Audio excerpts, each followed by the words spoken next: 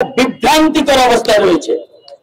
যে বিভ্রান্তিকর অবস্থাটি কিছু একটি কুচক্রী মহল নির্বাচনকে নিয়ে নির্বাচন একটি খেলা খেলতে চায়। আমরা আজকের এই সমাবেশ থেকে বলে দিতে চাই, 18টি বছর রাজপথে খেলেছি। যদি মনে করেন আবারও আমাদের খেলতে হবে, আমরা কিন্তু খেলার জন্য প্রস্তুত রয়েছি।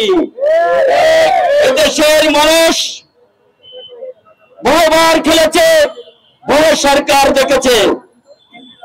তাই এখন যদি আবারও আমাদেরকে খেলার জন্য মাঠে নামতে হয়, সেটা আমরা সময়ের অপেক্ষায় থাকবো। যখন জেগের থেকে নির্দেশ আসবে আমরা কিন্তু খেলার জন্য প্রস্তুত আছি।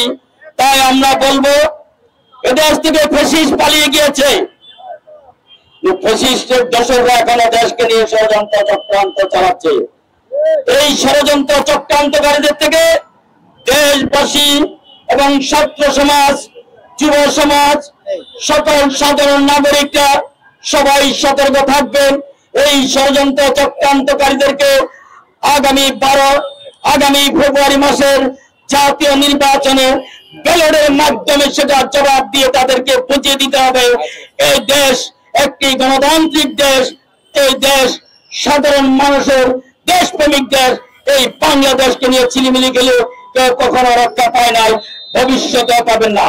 তাই আমরা বলে দিতে চাই, আগামী ফেব্রুয়ারি মাসে যে নির্বাচন সরকার কর্তৃক ঘোষণা হয়েছে, যথারীতি সময় যাতে দেশে নির্বাচন হয়, এই নির্বাচনের মধ্য দিয়ে জনগণ বেছে নিবে তাদের সরকার প্রধান কি হবে, সেটা জনগণের রায় দিবে তাদের ব্যালটের মাধ্যমে। কেউ যদি চক্রান্ত করে কোন প্রকার পায়তারা করতে চান, তার শুভ ফল ভালো হবে না। মনে রাখবেন, ফ্যাসিস্ট কিন্তু ভারতে পালিয়ে গেছে, ভারত আশ্রয় দিয়েছে।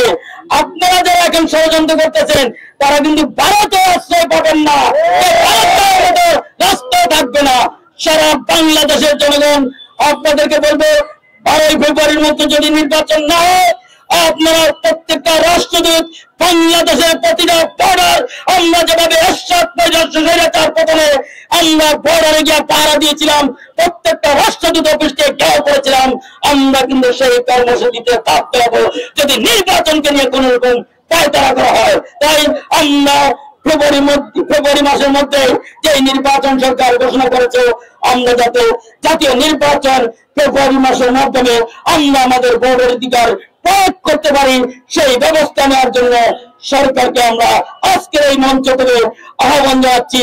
কোন প্রকার যাতে ষড়যন্ত্র চক্রান্তের মধ্যে ইউনূস সাহেব পাওনা দিয়ে নির্বাচন ঘোষণা করছেন জাতির উদ্দেশ্যে, এই জাতীয় নির্বাচন থেকে দেশকে ফ্যাসিস্ট থেকে মুক্ত করবেন এবং রায়ের হাত থেকে মুক্ত করে সোনার বাংলাদেশকে সুস্থভাবে পরিচালনা করার জন্য আগামী দিনে আমার ভোট আমি দিব, যাকে খুশি তাকেই দিব, এই আশাবাদ ব্যক্ত করে